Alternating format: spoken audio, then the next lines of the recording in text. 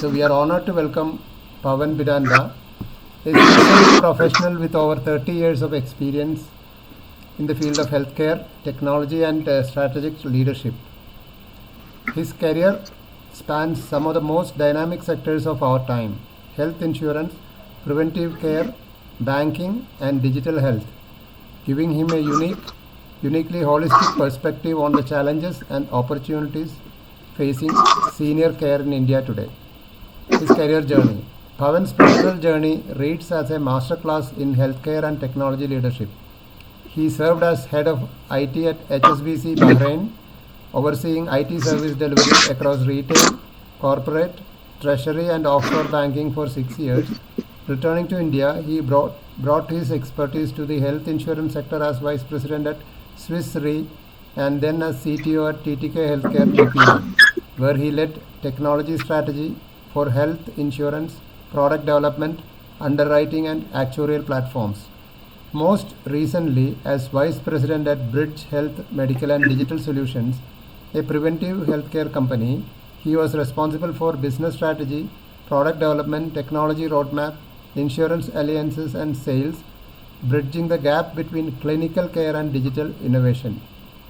What he is doing now. Today, Pavan channels his experience into purpose-driven work.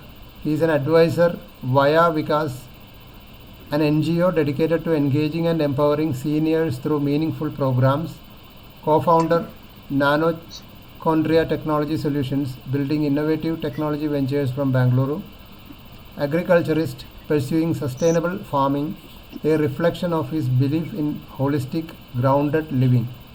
Today's talk, drawing on the decades of hands-on experience in healthcare delivery, insurance and technology, Pavan will walk us through the evolving landscape of senior care in India, from the macro forces reshaping the sector to the practical models of engagement and living that are emerging in response. His talk promises to be both insightful and thought-provoking. Please join us in warmly welcoming Pavan Biddanda. Welcome, Mr. Pavan, and good evening. Welcome, sir. Thank you, John, for that introduction. I hope I justify whatever you said through this talk. So we will keep, I don't know how, so broadly the talk is divided into 3 sections. So we can take questions after each section, or we can take questions at the end of the session, because what I want to trigger is some kind of a discussion, because I believe we're all beyond college and class and talks. I think what we endeavor to do is how we can leverage each other's experience and make something more bigger than whatever we as individuals can do. So with that, I will just share a presentation.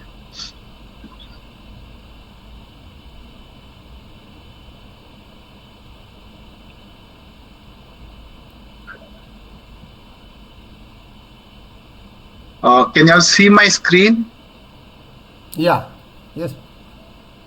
Yes. On. Yeah, we can see. Yeah. Yes. So basically, the title, I don't know what is the relevance. The relevance is basically, my intent was to say a new life starts for us now. And so this is a brief introduction about myself, which John has touched upon. So basically, I want to just touch upon my current role in terms of Vikas is an initiative funded by Mr. Chris Gopalakrishnan. Chris Gopalakrishnan was the co-founder of Infosys and a CEO at Infosys. So apart from investments in as a venture capitalist in a lot of startups, this is an initiative funded from his family office. So what we do here is 2 things. One is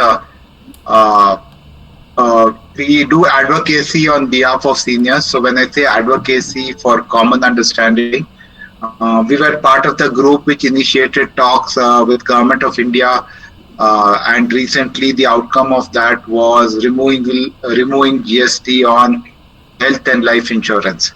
So these are the initiatives. A lot of background work is involved, a lot of negotiation with the government. So that is one work. We're talking to government of Karnataka. Yesterday there was a newspaper release that the government of Karnataka intends to start a department for senior living. So that is the very fact that the government is acknowledging that there's a need to have a separate department is a positive direction. How long it will take to set up the department and other things will be some time, but engaging the government itself and getting the government to acknowledge this is important, because a lot of things that we plan to do for seniors requires government support, and I'll talk about a little bit about that in terms of from the health insurance angle. The other thing is I'm a co-founder with a company called Nanoconda Technology Solutions. We work in the AI space. I've intentionally taken a non-technical role there, but I think it keeps you alert and agile when you work with the Gen Z people. And agriculturist is basically I come from a coffee business background, so that is a rejuvenation kind of exercise when I go back to the plantation and spend time in the coffee business. So with that, the next slide. So this is a very important slide, and wherever I go and wherever I talk, I use this slide. So there's a number at the center. Does this actually trigger some thoughts with all of you? I can get reactions. What do all of you think of this number? So this is when we have the second innings. Yeah. So great. So my question to all of us, including me, because I'm also in the same bracket, why this number? Who actually decided on this number? And why this number, and what does it mean to us? And what is the significance of this number in the current age and time? For me, my research says that this number came from an industrial kind of an environment where the lifespans were much shorter, and at around this time, I think it was 50 and then 8 and then it moved to 60 in some places it's still 58. Is that at this age, people actually become physically, mentally not up to the level which enables them to work in an industrial environment. But we have all seen that in the self-employed space, whether you're a businessman, whether you're a doctor, whether you're a lawyer, or more so when you are a politician, this number has no meaning for them. So why is it that only certain category of a society is got this number stuck into their head? And how do we actually not let this number influence how we behave, how we do things? And this is one of the purposes of this talk, to say that this number is, by God's grace, whatever physical and mental strength that we have given, I think we should utilize that. And number, you can use it for birthdays, but nothing beyond that. Because today's age, I believe retirement is not a term that it's relevant for everybody.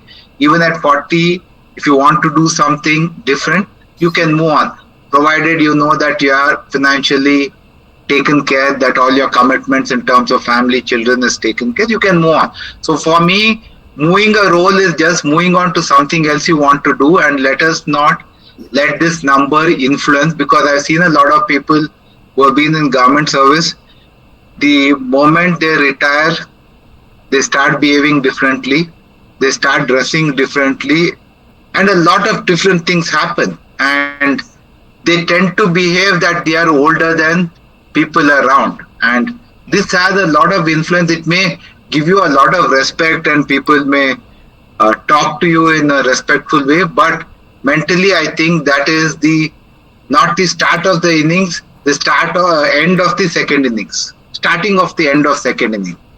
So I want to be very sure and request, and this is what I say, let not this number determine what you do. It is for each of us to determine what we want to do at which stage in life, and let us go with that.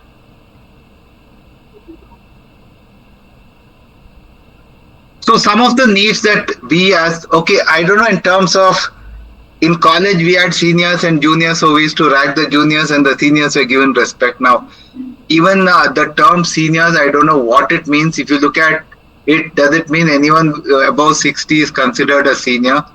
Or this is again a government nomenclature, right? In terms of saying that at 60, I will give you a senior citizen card, you can avail some government services at a discount.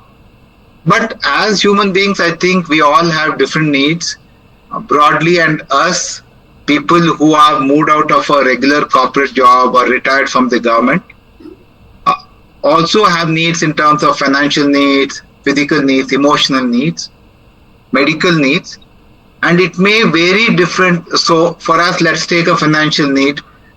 Maybe till you have to take care of your children's education, there is one kind of a commitment. If you have to marry off your children, that is another commitment.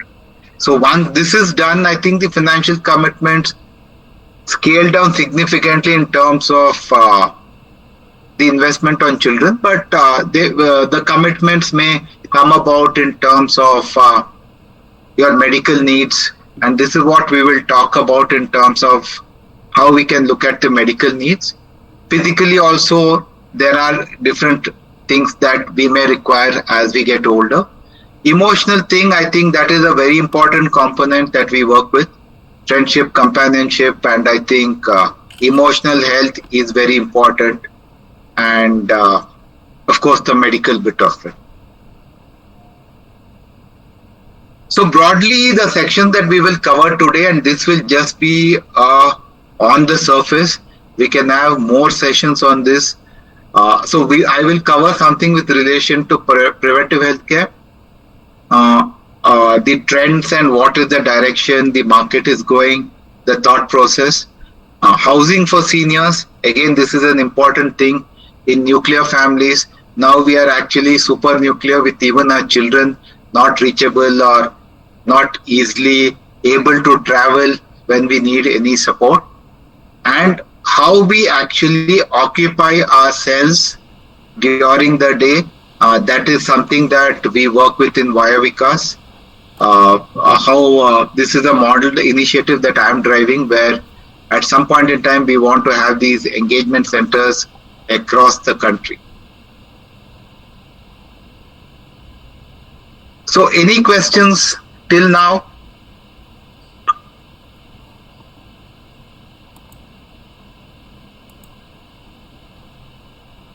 No, I think.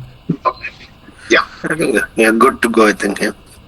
So we'll start with preventive healthcare. So what do we mean by preventive healthcare? So preventive healthcare, so broadly, health is how healthy you are depends on number one is your lifestyle.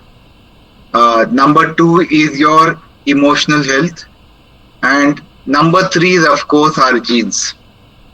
Now, genes is something, so there's a saying which says that we can't choose your boss and you can't choose your parents. So that's a fact in life, that this is something we can't take a choice on. But the fact remains that by taking care of your emotional health and your lifestyle, so for example, if you have parents who have been diabetic, then if diabetic had to set in if you are not careful about your lifestyle and your emotional health, you may become a diabetic at 40.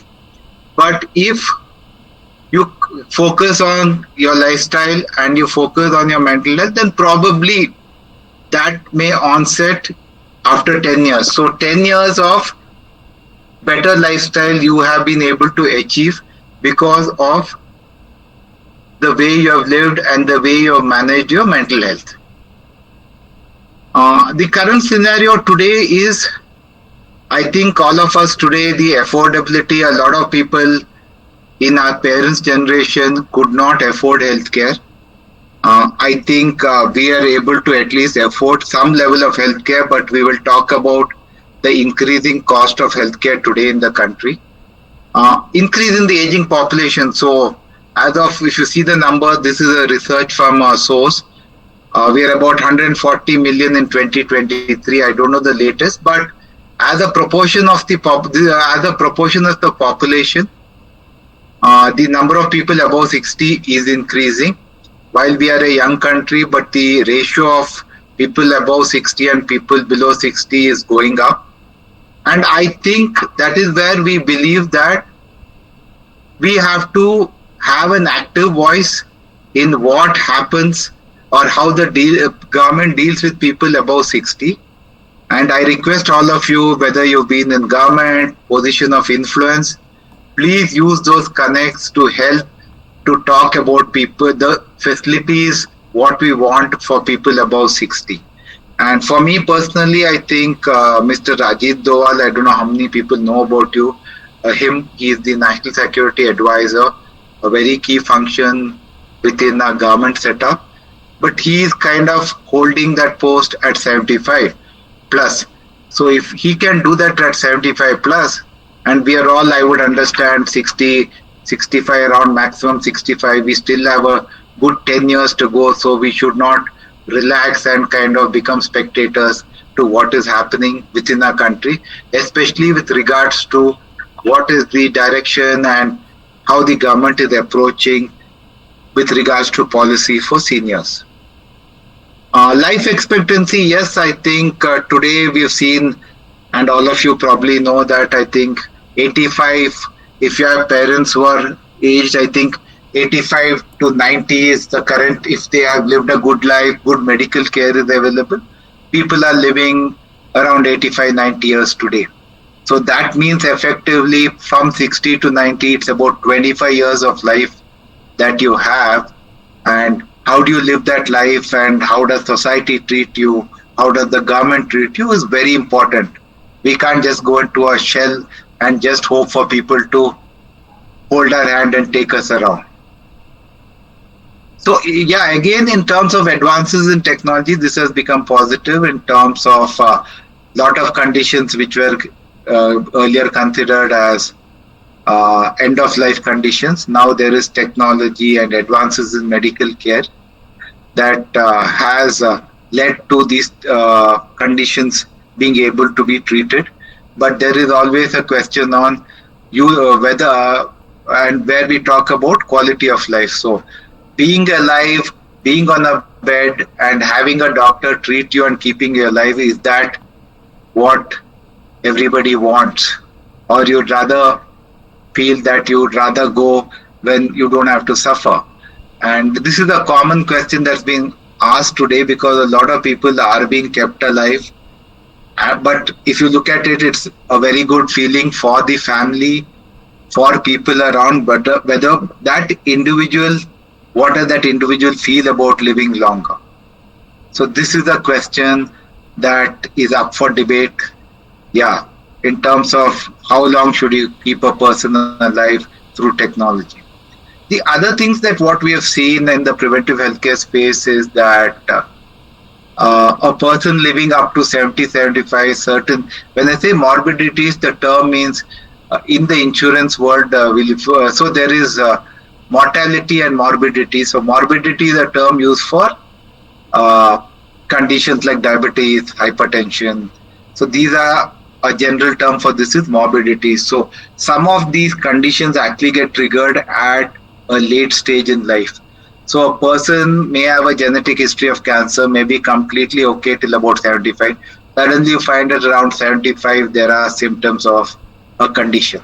So it does not have it. It mostly we have seen it happen with regards to conditions of oncology, conditions of the liver, conditions of the kidney. Whereas I think diabetes and hypertension, the onset is a little earlier. So how do you deal with it and what are the implications of this? So this is broadly in terms of the healthcare scenario within our country. These are some of the areas that we need to be aware of because they will directly impact our life, our finances, and everything else. So some of the challenges. My journey into the healthcare space started in 2008 when I was actually part of a consultancy called Frost and Sullivan. I used to head the healthcare delivery practice for the consultancy. And then onwards, I've been involved in a preventive healthcare startup. This was in 2020, early 2020. And my experience here has been that what are the challenges? So who are the main players in the preventive healthcare space? One is the healthcare provider and society, that is all of us. So the biggest challenge in for the providers, there are a lot of these companies which are opening up. There's a lot of investment coming in, but they have not been able to even break even. And the challenges that we see is that people do not want to invest in healthcare. So, yeah. So people would rather invest in entertainment, invest in going out and having a meal. But if you tell them to invest about 10,000 to 20,000 rupees in healthcare per year, which is roughly about 2,000 rupees a month, people think twice, because unfortunately in our society, until something serious happens, we don't take it seriously. So this is food for thought for all of us in terms of why we should consider healthcare also as a priority, and it should be a proactive approach rather than a reactive approach. And I do agree in terms of all of us have had experiences. There's a lot of what we call trust deficit between the society and the healthcare providers. More so today with all the large hospitals getting investment funding, and we know that most investment funding are looking at exiting the business with a huge profit. So that naturally puts a lot of pressure on the hospital to generate more money, make more profit, and that actually has a huge impact on the cost of care that we receive from the hospitals. So this is a kind of a chicken and egg situation. The infrastructure is available, the hospital is willing to serve, but people don't want to take service. And on the other side, the society is also not trusting the hospital. So if we have people coming in from both spaces, and I've seen this very, very closely when I was part of the second largest TPA in the country. So TPA, basically a lot of us, when we buy a health insurance policy, we normally do not, a lot of people I've spoken to do not know who the policy is from, which company, because our interaction for anything related to the policy is with the TPA. So TPA is another registered entity from IRDA, Insurer Regulated Authority of India, and they are the front-ending people for the insurance policies. And having been the CTO of TTK Healthcare, which was TT Jagannath investment company. TT Jagannath happens to be, he's no more, he was the chairman of Prestige Pressure Cookers, the company TTK. And we've seen that this is a big challenge in terms of, and when we go to a hospital, more so now, a lot of people, so there are two types of policies broadly. One is where you get a health insurance policy from a company as a group. So most people above 60 would not have the benefit of these kind of policies unless you are included as a dependent of your children.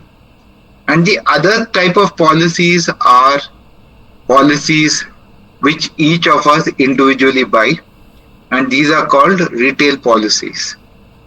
Now, we've seen, I've got a lot of people come to me and say when they go to a hospital, they say that this policy cannot be treated as a cashless policy. So cashless policy is where the hospital takes responsibility for providing you treatment and collect the charges directly from the insurance company or the TPA. So they ask you to actually go into the reimbursement mode, where they tell you that you should go and pay upfront to the hospital, take all the bills, and then submit it to the insurance company and get your money. So that in insurance jargon we call it reimbursement. And the biggest struggle here is a lot of people come to us at whatever age we have gone through the trauma of hospitalization, and now a lot of people don't even know how to go about getting this reimbursement. There are channels available, there are numbers available, there are call centers available, but it is not a straightforward kind of a thing. And a lot of times I've had people say that we just want to give up because we don't have the energy to run behind insurance companies. And today there are companies which have been set up who are coming to you and saying that I will help you to get your money out of the insurance company and I will take a percentage. So that is a business that has recently started emerging within the health insurance market. Now the question when we talk about health insurance is how much is enough? I don't think there is an answer. My request is, even for your children or for you, if you have the benefit of a group insurance policy where you are part of a group which gets insurance, please try to continue that insurance policy as long as possible. Continue that policy as long as possible. And today you have the benefit of people coming and saying that if you don't make a claim in a particular year, we will give you a discount. My suggestion is don't take the discount. Ask them whether they can increase the amount that they will cover for that money that they are offering you as a discount. That is a better approach than taking a discount during the time of your renewal. Because today, if you are taking an insurance policy, the premiums are roughly sitting around 10 to 12% for people around at 60 years. And insurance companies keep on increasing the cost every 5 years. So it is a slab-based premium structure. So people tend to increase the insurance cost. So one of the things we are trying to talk to the insurance companies is to see that after 60, whether we can keep the premium constant and not increase it after every 5 years, because that is an additional burden we have to bear. That is still in discussion. We don't have any timelines when that will happen. And when that happens, so that will also give us some comfort in terms of helping us to plan. Because we have realized that a lot of people, as these premiums keep increasing, at some point in time, they say it's too expensive. And at the exact time that we want to actually have these policies, we end up not paying the premium and not having an insurance policy. So this is a very important slide, and I want to open this up to questions anyone may have briefly before we continue.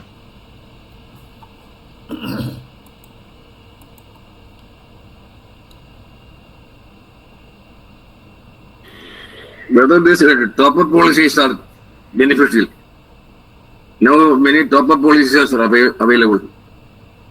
Yeah. So top-up policies are again, how a top-up policy works is once you say, suppose you have a 5 lakhs insurance cover. Once the insurance cover is exhausted, then the top-up policy kicks in. But top-up policies also, the premiums go up based on your age. And so yes, top-up policy is a good approach where you can increase your cover. But again, the 10-12% premiums are what they are running at now. Hi Pavan, I have one question.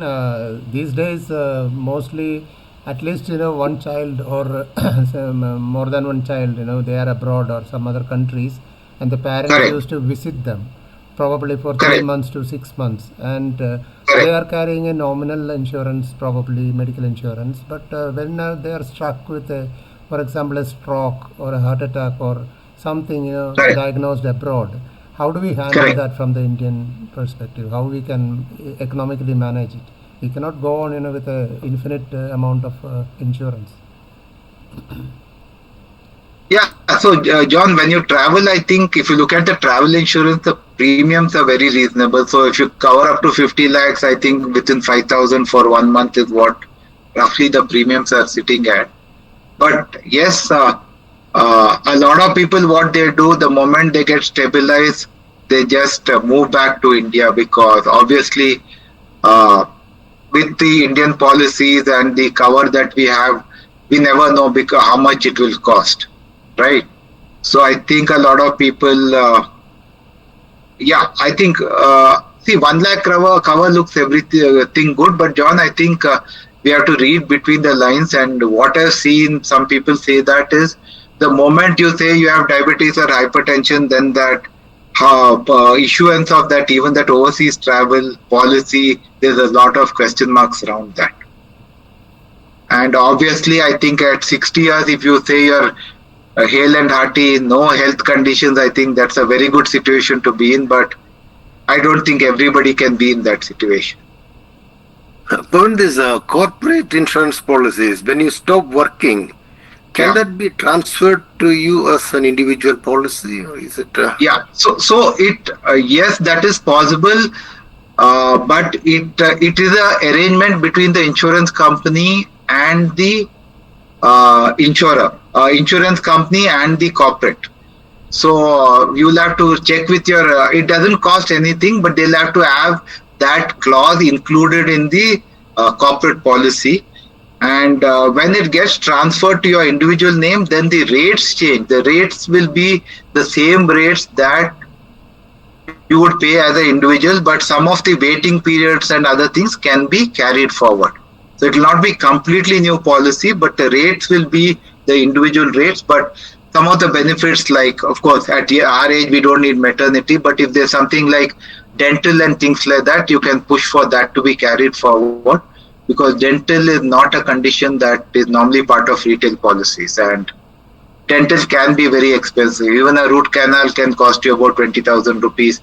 A capping costs you roughly about 10,000 rupees. So these if they can cover under insurance, that will be good.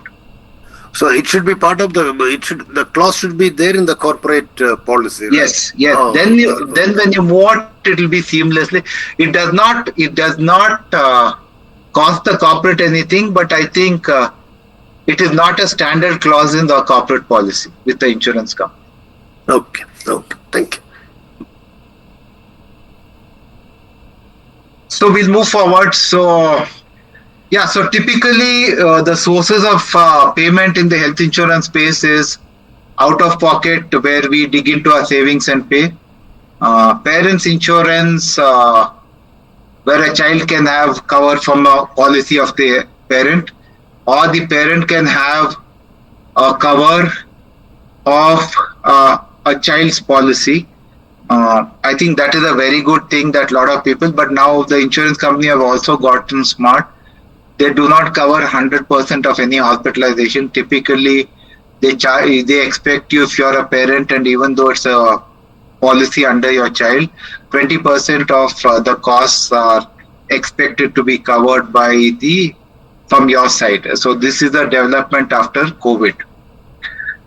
See, some of the things that even there are, one of the flagship group insurance policies available to the public is the Citibank credit card. So people who hold a Citibank credit card automatically get a health insurance cover. I don't know what is the amount covered, but you get the benefit of that at a very, very reasonable amount. So if some of you have access to any of these kind of group insurance schemes, please consider it, and if it looks reasonable, please go ahead and subscribe to it. I think for a 5 lakhs cover in the group space, it should be less than 10,000. So that is something that you can look at. But today, the fact of the matter is that 42.8, almost 50% of payments still are coming from people's savings. And one of the other things that we are talking to the government is whether we can have the government subsidize the premium, because right now the government is saying that why don't you use the Ayushman Bharat scheme. So that is, I hope all of you have actually got these cards, and I understand in Kerala the other government schemes are also much better than it is in other states. So please go ahead and use that. So wherever you get an opportunity to get some insurance cover, please consider that. So we are talking to the government to see whether we can get a cap on the insurance premium, and second is whether there can be a single insurance so that whether a personal insurance and a government insurance can be clubbed together so that we get the benefit of it. So in a way, whether the government can actually subsidize the premium. So this is discussions at a very early stage, but these discussions are happening, and I think people like Vayavikas and others are pushing hard, engaging with state and central government. Let us see what happens. Even the insurance premium GST took a long time. It's been discussion for I think almost 2 to 3 years before it was notified, and but it has happened. So I think government is aware that we are asking for these kind of benefits and considering it seriously. GST benefit is not in the group insurance. Sorry, Satish?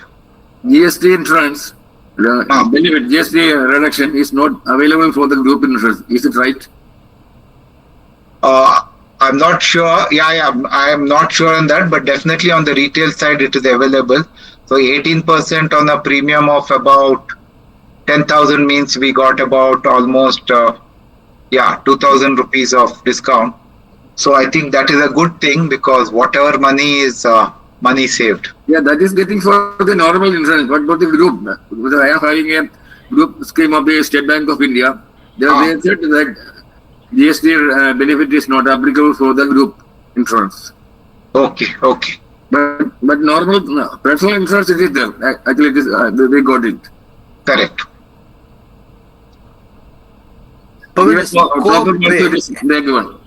Sorry? Yeah. The proper policy also they give the benefit of GST. Correct. Yeah, someone was saying copay. Because you said the 20% payment by the patient. Yeah. How this is arrived at this 20, whether it is 20% or 50% or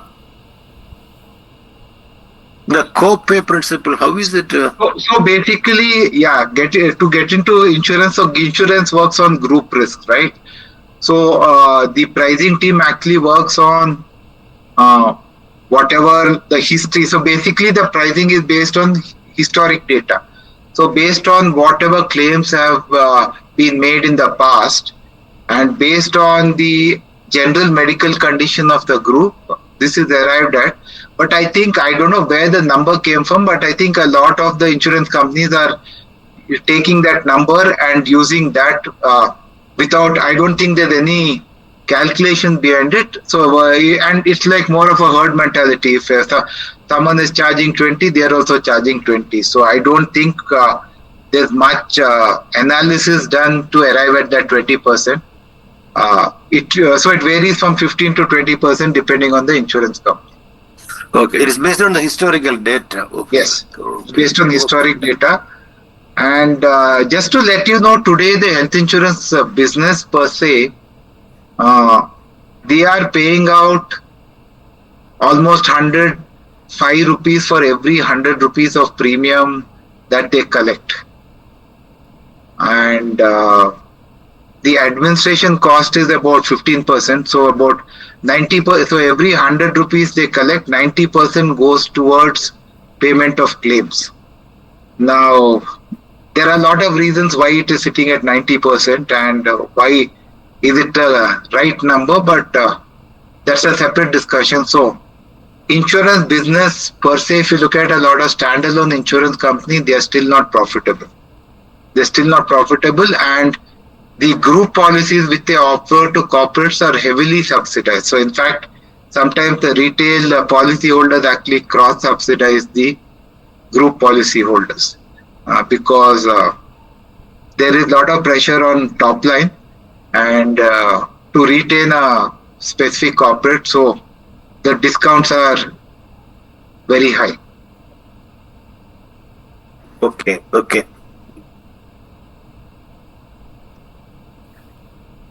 So typically in terms of healthcare, the challenges have been for us access, cost and quality. So when I say access, today we see even if you want to go for a OPD consulting, it's a half a day event.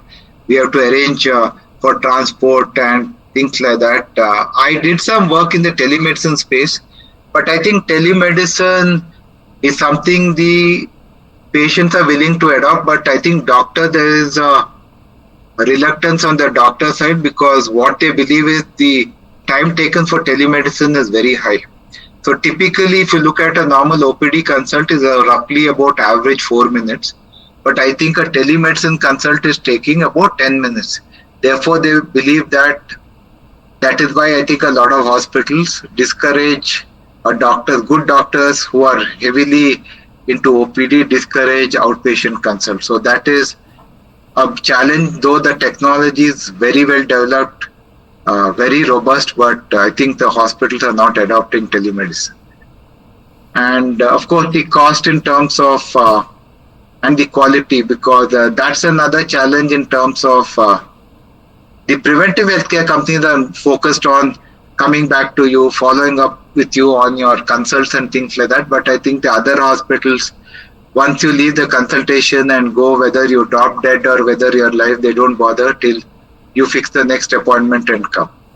So these are some of the challenges, and I think because of the demand supply scenario in healthcare, the hospitals are really not focused on these aspects. But there are companies, and whenever I talk about this to the group, people who are interested in these areas of business, these are opportunities that you can look at in terms of there are a lot of opportunities in healthcare that you can tap into if you're from a business background.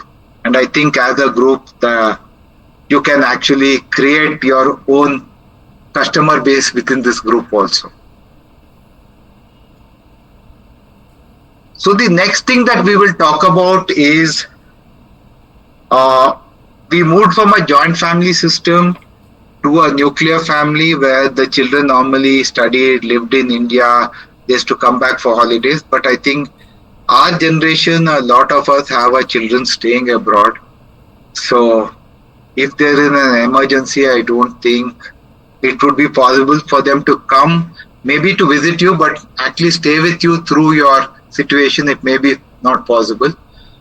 So in Bangalore, I worked with a lot of people. So there are a lot of these, and I'm sure in Kerala also, there are a lot of these senior living communities, which are exclusive spaces devoted to only people above 55 years.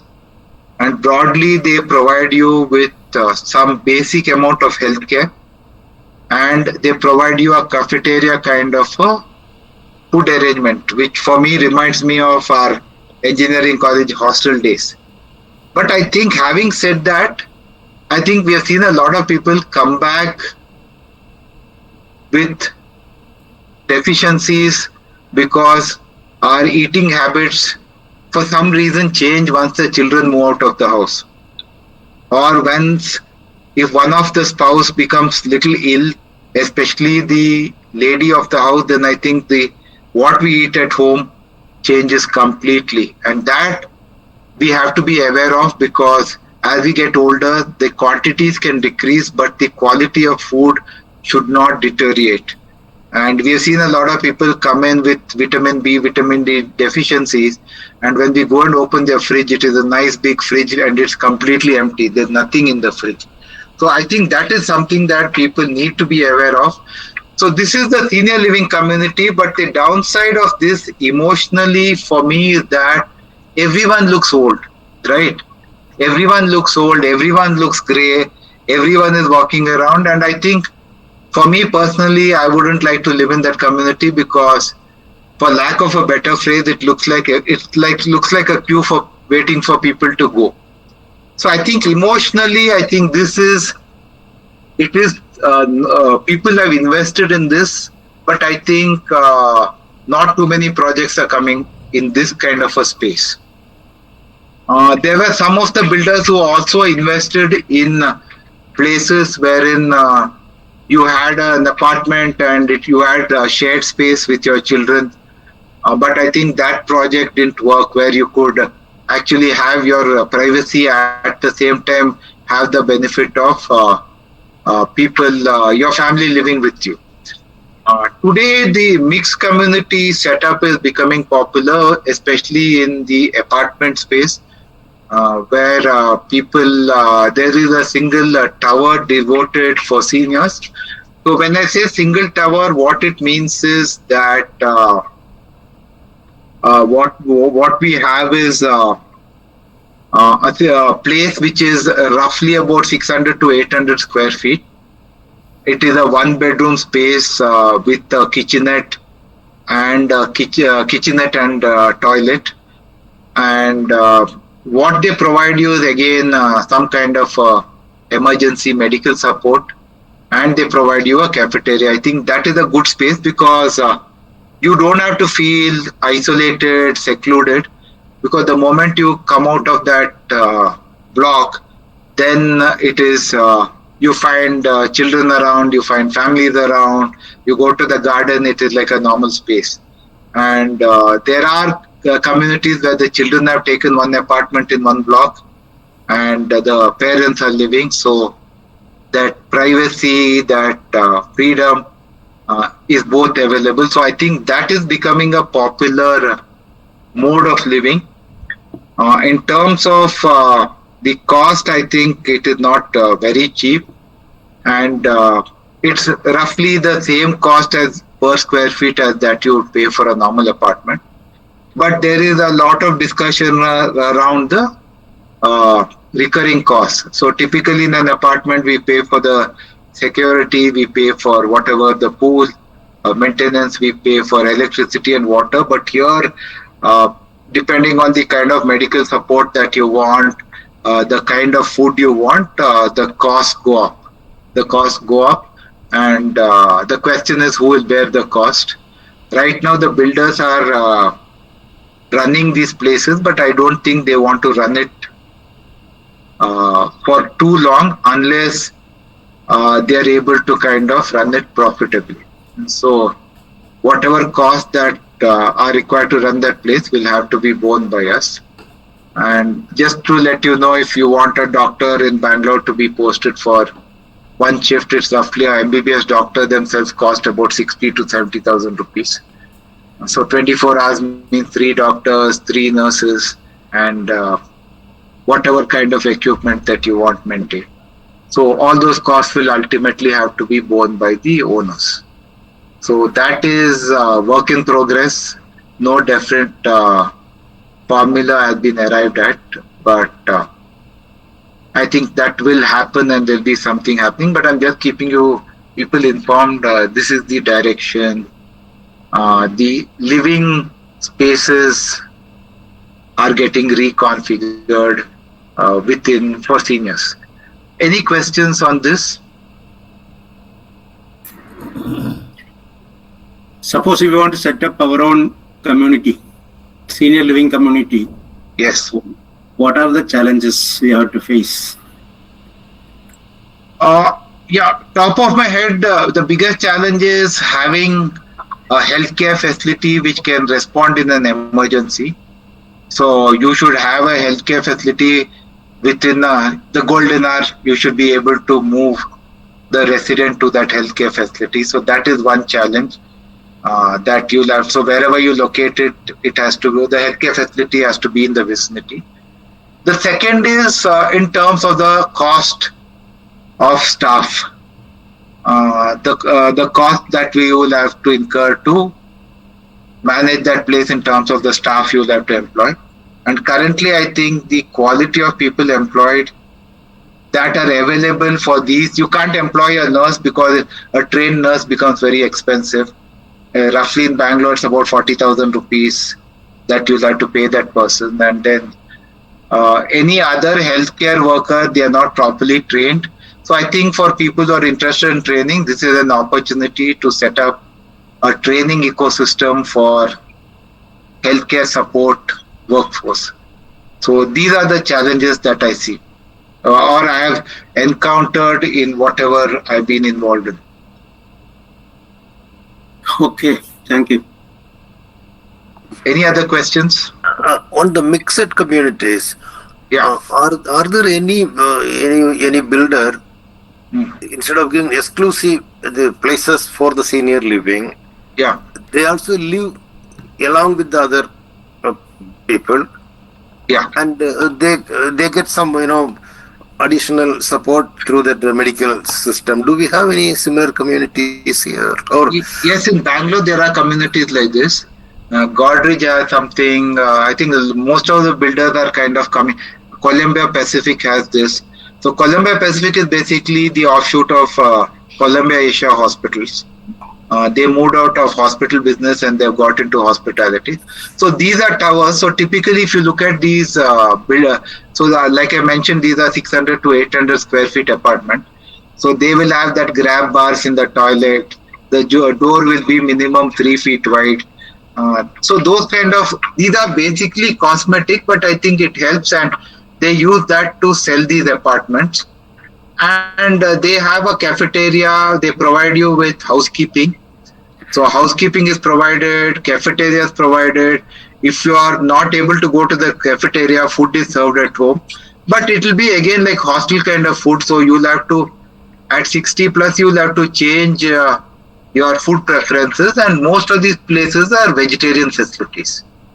So it will be, and they don't allow you to keep a gas in the facility. You can keep an induction oven. So whatever you can make with the induction oven, you can make that. And you just mentioned that the biggest challenge is the health system. Does any of these community engage, have a tie-up with the hospital, and will that work out cheap? So hospital is basically their biggest revenue comes when you are admitted and the first 3 days that you stay in a hospital.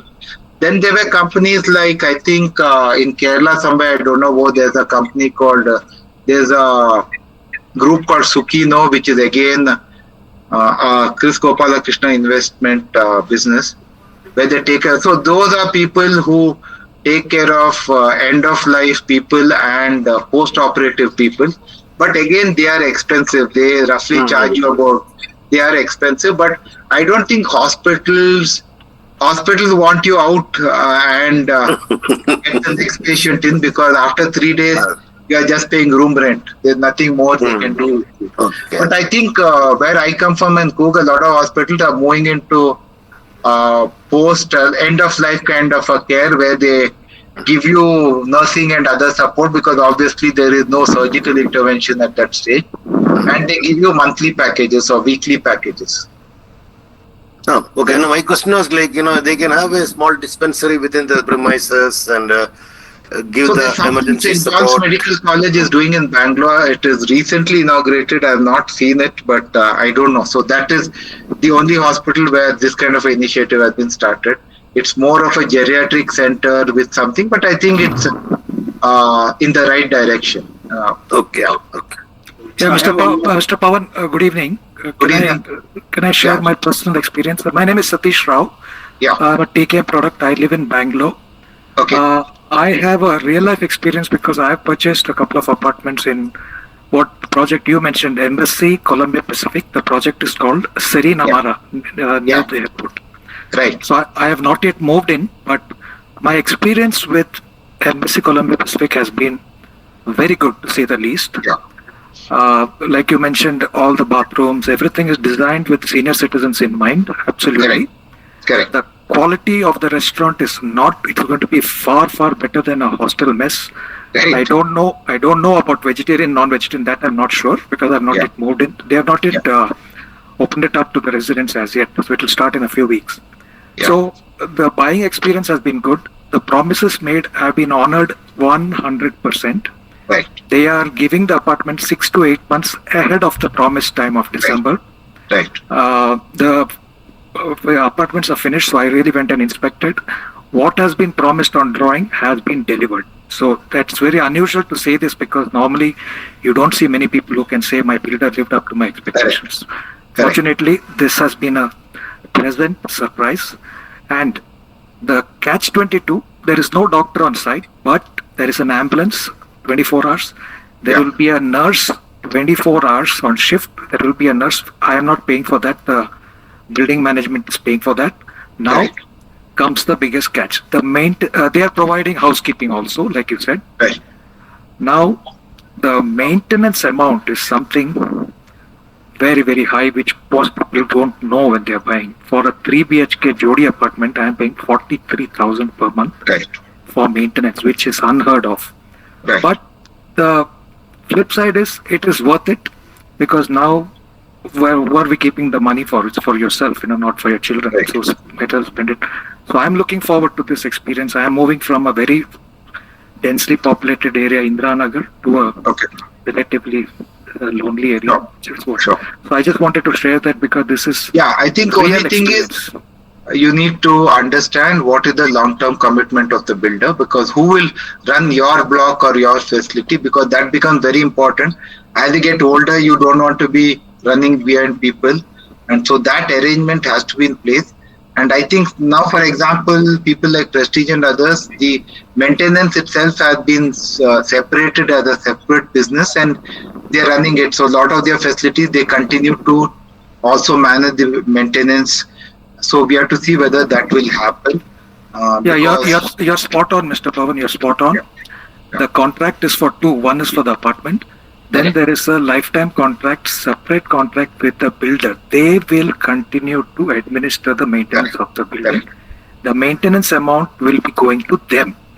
Yes. And my request to anybody looking at this space, look at what amenities they provide, because how the pricing is done per square feet is also based on some of the amenities. So there may be some of the amenities you may not even use. So be aware of that, because every amenity provided, the square feet price goes up and the running cost goes up.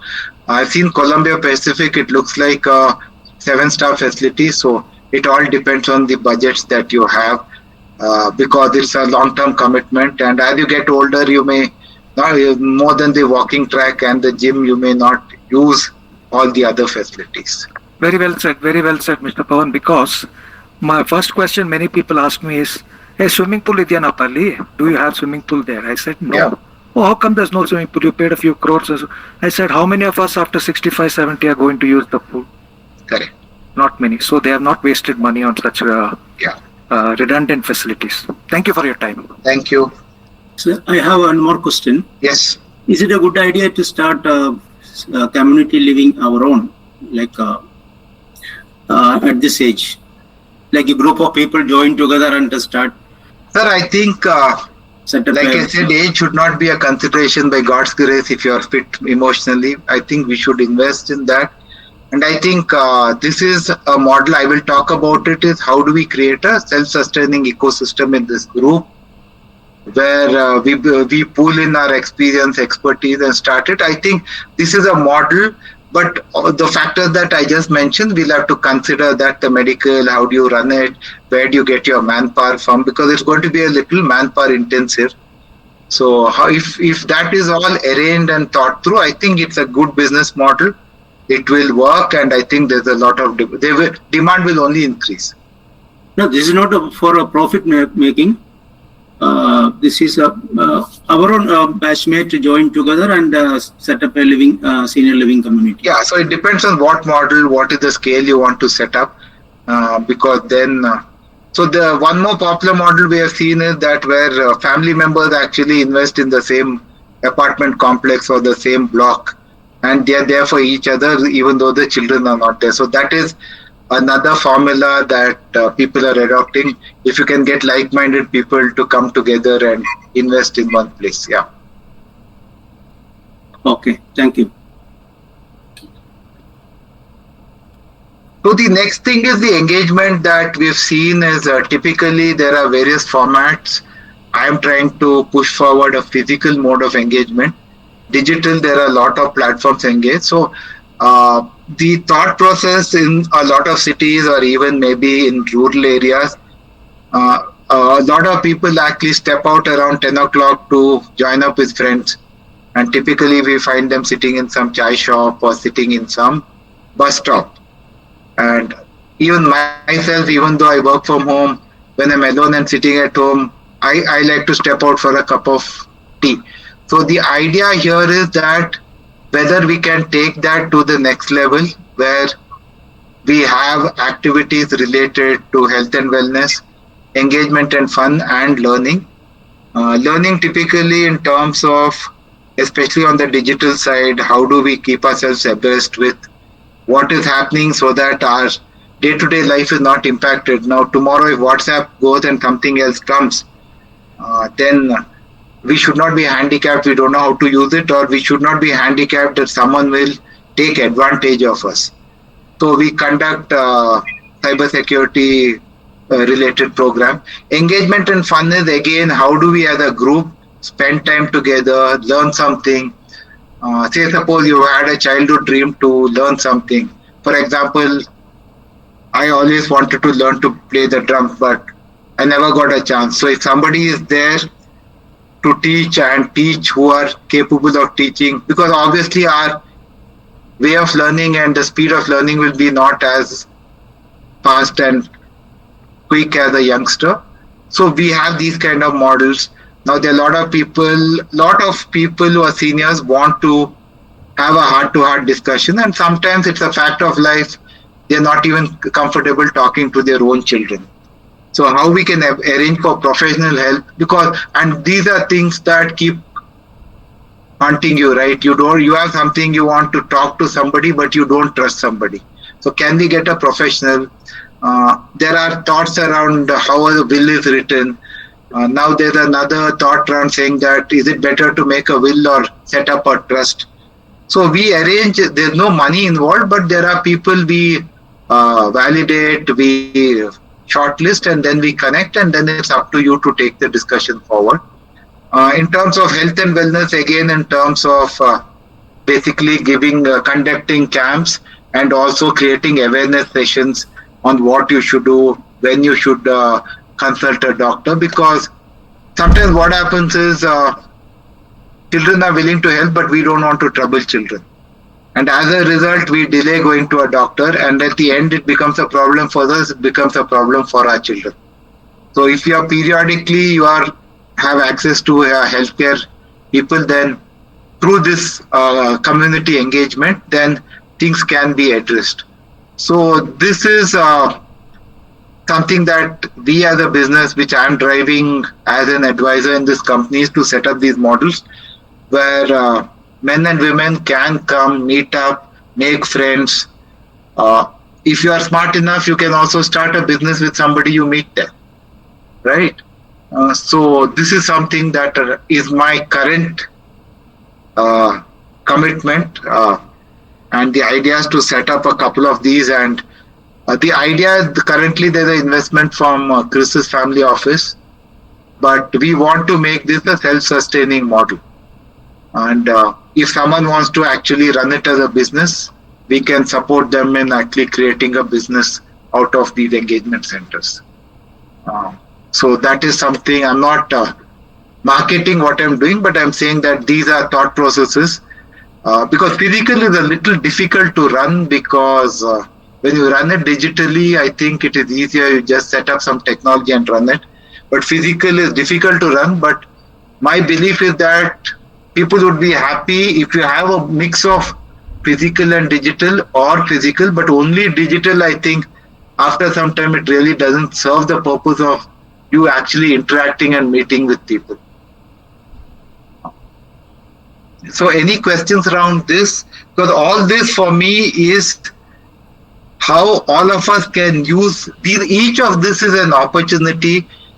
It is slowly matured. When I got into it in 2008, I think we were one of the early movers and people were looking at it and laughing. But But today the market has validated it. So wherever I go and talk, people say that this can be converted to a business. So yeah, this is like John said, second innings. If you want to set up a business, you can actually within your Trivandrum Engineering College community, you can get together people, and I'm sure people have, like you said, come from all parts of the world with all sorts of experience and all sorts of learnings. How do we not let those experiences go to the grave, and how do we actually, because we still have another 15-20 years, and I think by God's grace, people say that people at 60 today don't look as old as people were looking 20 years back. So let's use that to our advantage.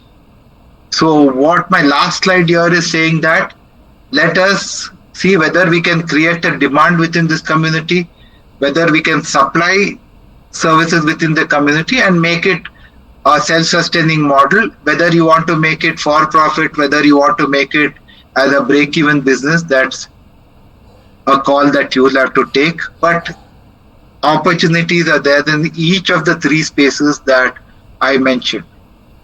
Yeah, any questions here? We've kind of almost hit an hour that we've been together.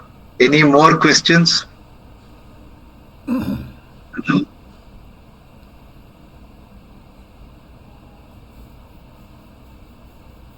So if there's no other questions, my last slide is thank you all for joining. Mr. Pavan, sorry to interrupt. I did have one question. I'm sorry to jump in so late. No, not a problem. You just made it, I think. Yeah. Okay. No. I mean, I was there in the meeting, but I jumped in with this question. This goes back to a few slides about insurance. Yeah. Now, I've had some health issues. I was operated and all that, so I was finding it extremely, almost impossible to get anybody to insure me.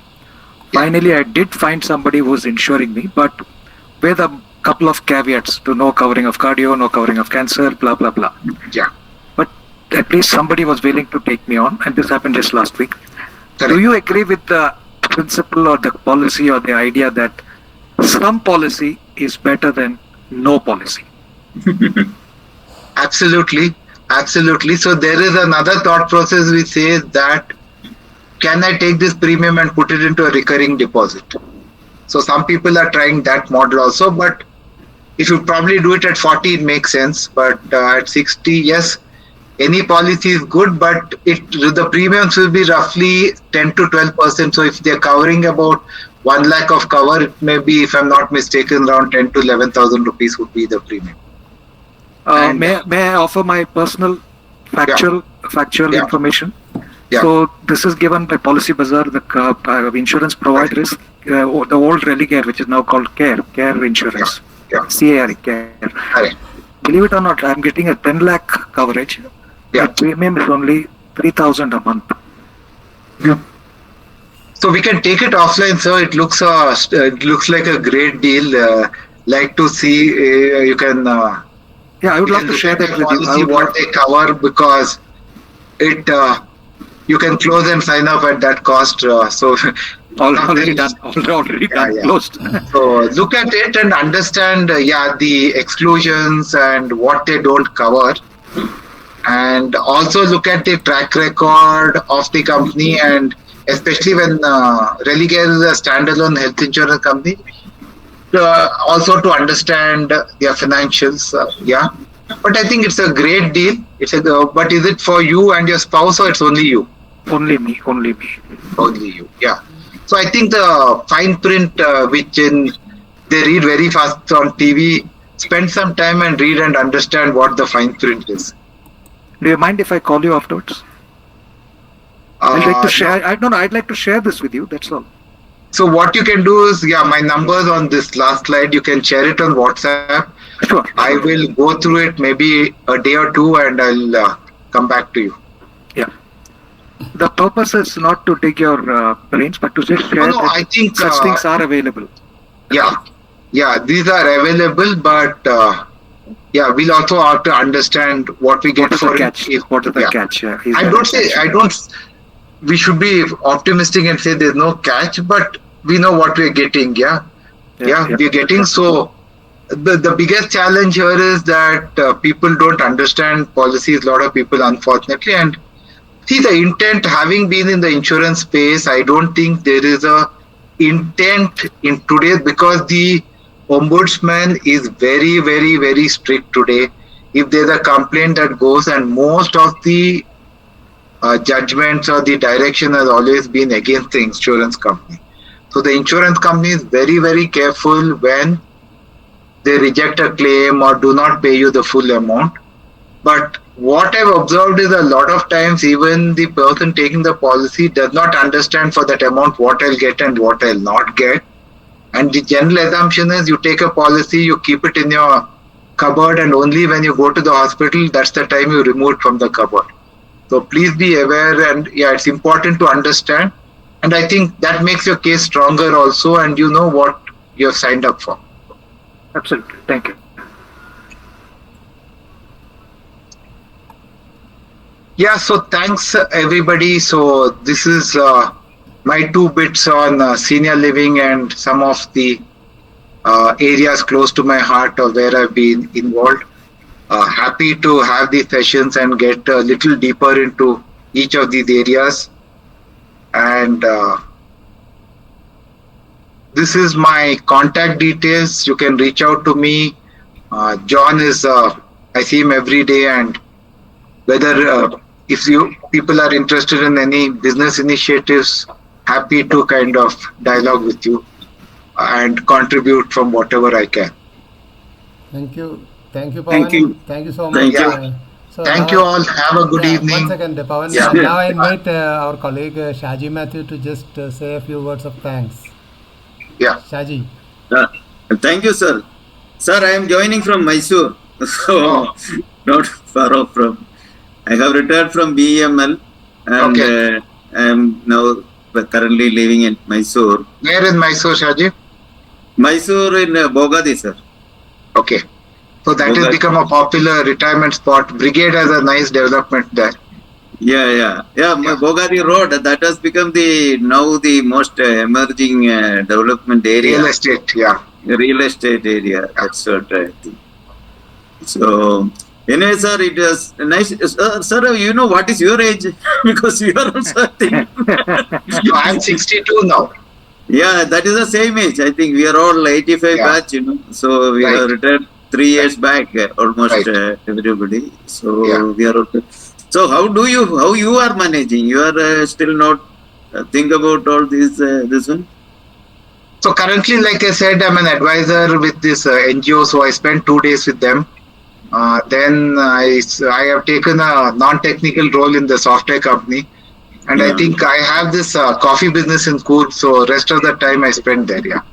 Okay. So you are still in not come to that mode, senior living community. I think, it's a dangerous thing. The moment we start thinking of ourselves as seniors, then we are only putting the stone round our neck.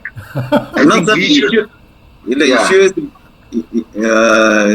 the moment you are, since the thing is okay, you are a very this one, you are moving around, you are keeping engaged yourself, then there will not be any issue. But suddenly Absolutely. when something goes wrong, somewhere something hit, then that will issue would be this. Yeah, and you have to be mentally strong to come out of that and get. I think, fortunately for you, the healthcare ecosystem in Mysore is very good, and so all the big brands are there.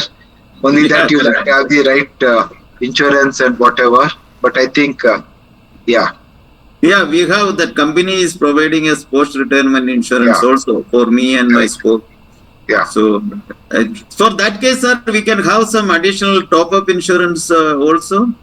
Yes, you can have top up. So top up kicks in that, but look at if the insurance company offers you, have top up. So whatever, I think the top up premiums are not as expensive as the base policy. So I think it is better to have such. I would think if it allows, we should increase our premium. We should increase the cover by at least 50,000 every year till we reach some decent amount. Okay. Yeah. Anyway, sir, thank you very much for Thank spending your valuable time and Sure. sharing your thought process in the insurance and other senior living communities. I think now this is an area where a lot of improvement or sudden improvement is required, not Yes. gradual or this Yes. because now the world is moving very fast and things are getting different in every other day. And Yeah. children are moving there. We become very. Correct. So thank you, sir. Thank you very Thank you. much for spending your valuable time and answering our questions. So thank you once again on behalf of TKM85 community for you. So, Mr. Pavan, you live in Mysore or Bangalore? So I'm based in Bangalore in a place called Brookfield. Okay, I know. Look. Yeah, Brookfield, not too far from Indiranagar if you travel by metro. Yeah. Otherwise, yeah. So my wife is a doctor, so she practices in the Brookfield area. She's a pathologist. Yeah. Brookfield in 1984-85, when it was opened, that company, Brookbond opened that Brookfield campus building. Right. So I used to go from JC Road to Whitefield through Brookfield. That time it was there was only one small road going through Martharli and Brookfield. So that property got sold to Brigade, and now it's mixed living with residences and corporate offices. 12 acres property. Yeah. Okay, then thank you all. Okay. Nice. Thank you, sir. Thank you very much. Thank you. Thank you. Thank you.